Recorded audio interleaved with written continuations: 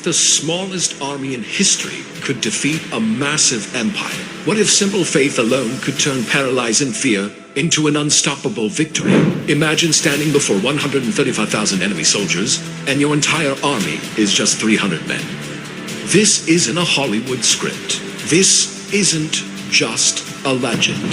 This is the incredible true story of a man whose weakness became his greatest weapon. A man who dared to believe that God could still do the impossible.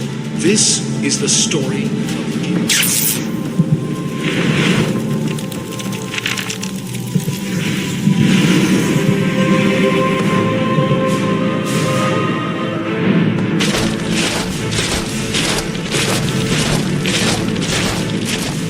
For 7 long years, the Midianites ruled with terror.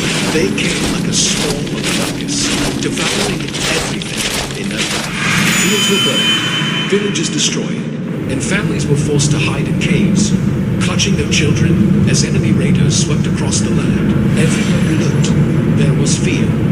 Every single night, there was hunger. In their desperation, the people of Israel cried out to God for help. But one man, hidden away in the shadows, questioned if God was even listening anymore. If the Lord is with us, Gideon whispered to himself, why has all this happened to us? Where are all the miracles our ancestors told us about? And then, in that quiet, desperate place, a voice broke through the silence. The Lord is with you, mighty warrior. Startled, Gideon looked around, confused. Mighty warrior? My clan is the weakest in our tribe, he stammered, and I am the least important person in my entire family.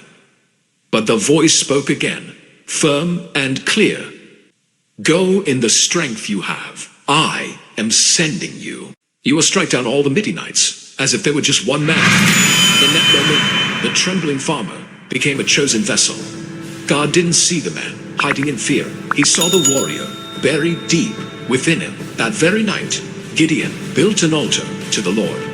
But even as the first flame of faith began to flicker, doubt still lingered in his heart. If you are truly sending me, he prayed softly, give me a sign that it is really you who speaks to me.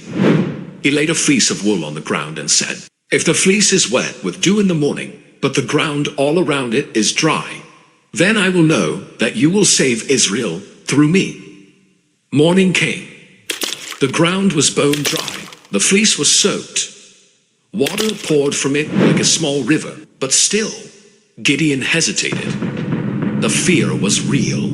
Please, Lord, don't be angry with me, he pleaded. Let me make just one more request. This time, let the fleece be dry, and let the ground all around it be covered with dew.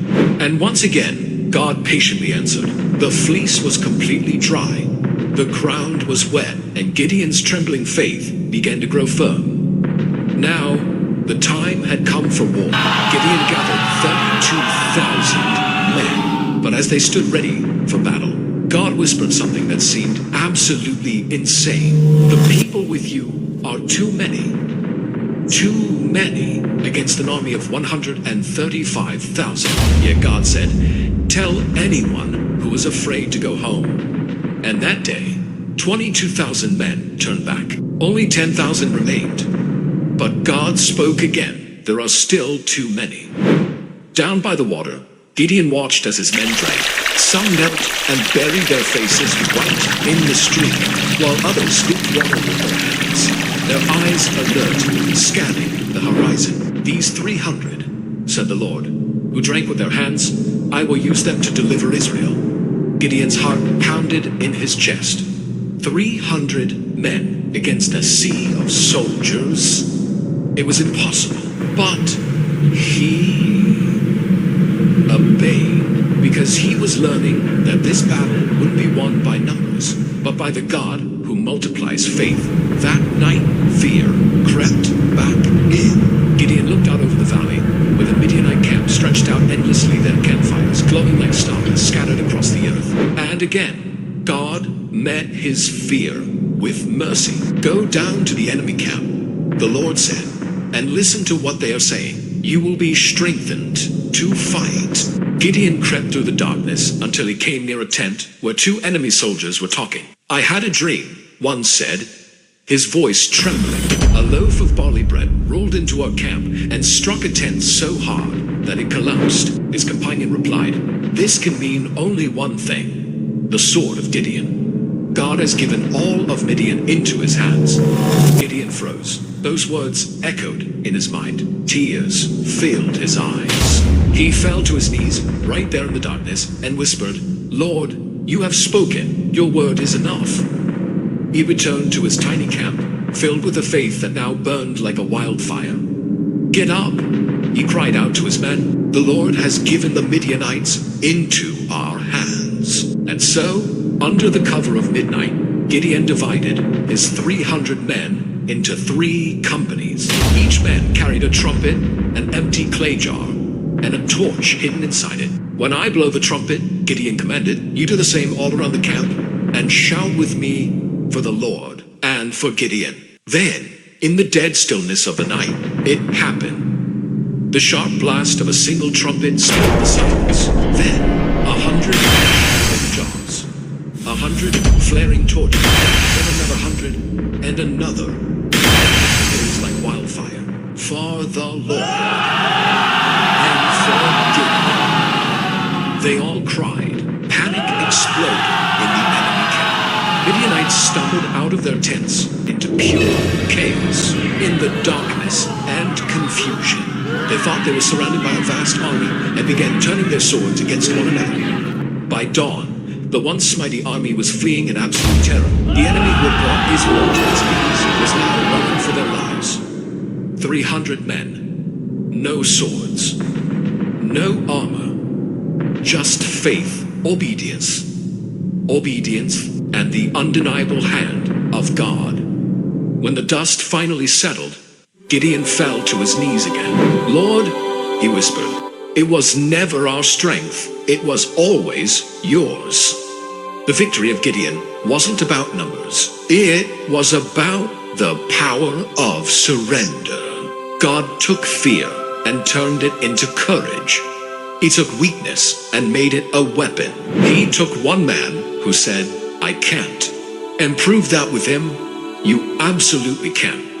You might not be facing a physical army today, but maybe your battle looks different. Maybe it's a battle with fear.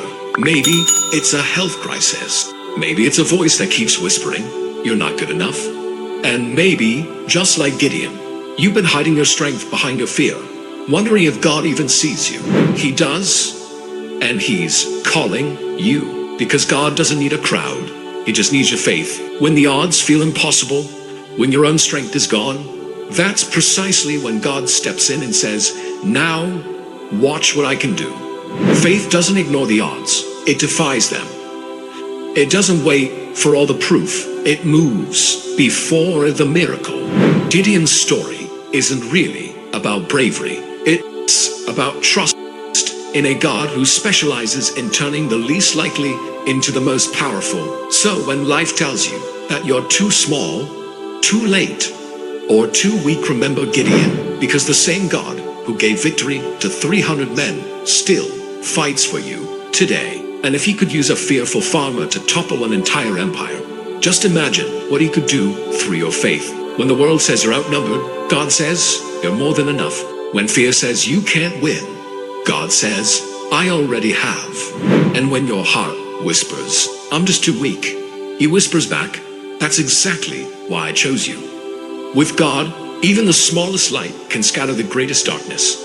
Defy the odds, stand in faith, and watch God write your victory story. If this story touched your heart, please like this video and share it. Someone else might be standing before their own army of fear tonight, and they need to hear this message that the same God who stood with Gideon still stands with you.